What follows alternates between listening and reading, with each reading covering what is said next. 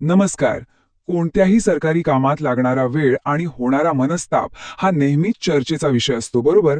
पण आजच्या या विश्लेषणात आपण एका अशा गोष्टीवर बोलणार आहोत जी खऱ्या अर्थाने एक गेम चेंजर आहे.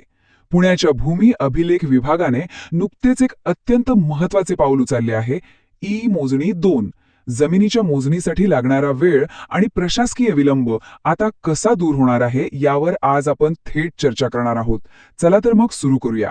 आता सर्वात आधी हा विचार करूया की जमिनीच्या मोजणीची प्रकरणे वर्षानुवर्ष प्रलंबित का राहतात.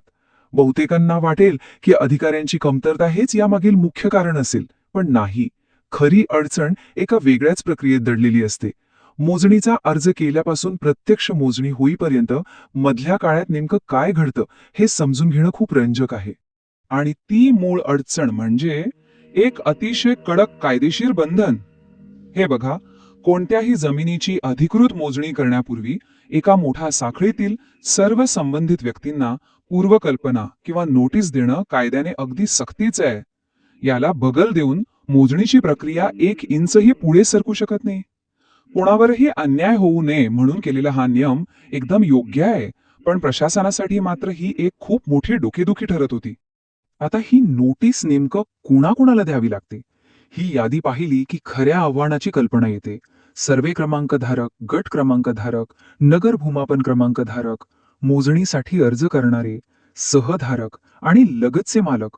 बापरे, हे कायदेशीर संरक्षण उत्तम आहे, पण एवढ्या सर्व लोकांना शोधून त्यांना वेळेवर नोटीस पाठवणं हे एक भल्या मोठ्या प्रशासकीय आव्हानाला जन्म देतं.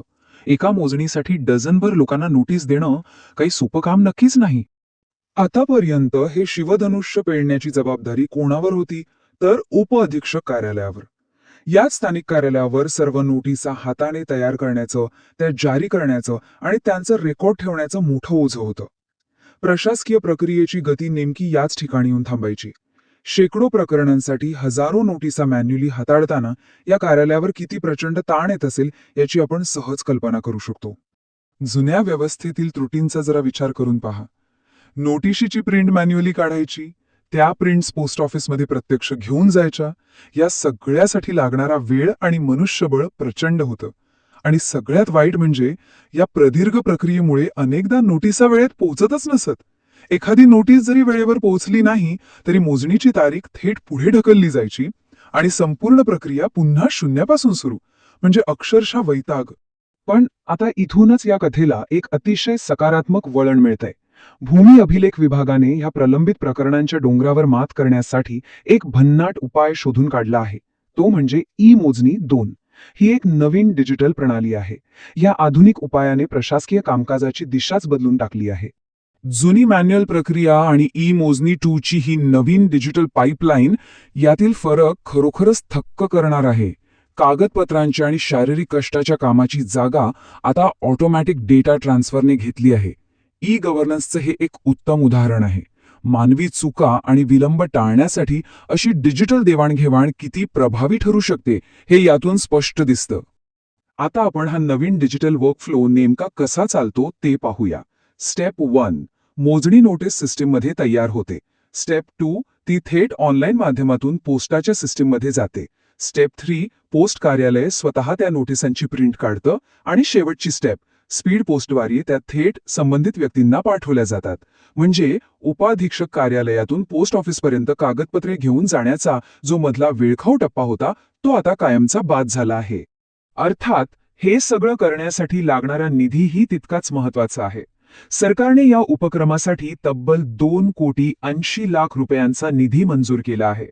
या महत्त्वपूर्ण गुंतवणुकीमुळेच स्पीड पोस्टद्वारे नोटिसा पाठवण्याची ही अद्ययावत व्यवस्था प्रत्यक्षात येऊ शकली. योग्य जागी केलेली ही आर्थिक गुंतवणूक प्रशासकीय यंत्रणेला कित्येक पटींनी अधिक वेगवान बनवत आहे. या सगळ्या बदलाचा अंतिम परिणाम काय? तर नोटिसा वेळेत पोचतील, मोजणी प्रक्रियेत पारदर्शकता येईल आणि नागरिकांचा वेळ वाचेल. वितरणातील सर्वात मोठा अडथळा दूर झाल्यामुळे प्रलंबित प्रकरणांचा डोंगर आता वेगाने कसा कमी होईल हे आपल्या लक्षात आलंच असेल. जेव्हा व्यवस्था पारदर्शक असते आणि काम वेळेवर होतं तेव्हा साहजिकच प्रशासनावरचा विश्वासही वाढतो. थोडक्यात सांगायचं तर सर्वांना वेळेवर नोटीस मिळणं, पारदर्शकता वाढणं आणि प्रलंबित कामं मार्गी लागणं हे या ई-मोजणी 2चं सर्वात मोठं यश आहे. दररोज प्रशासकीय व्यवस्थेशी झगडणाऱ्या सामान्य मालमत्ताधारकांसाठी आणि शेतकऱ्यांसाठी हा एक खूप मोठा दिलासा आहे, हे नक्की.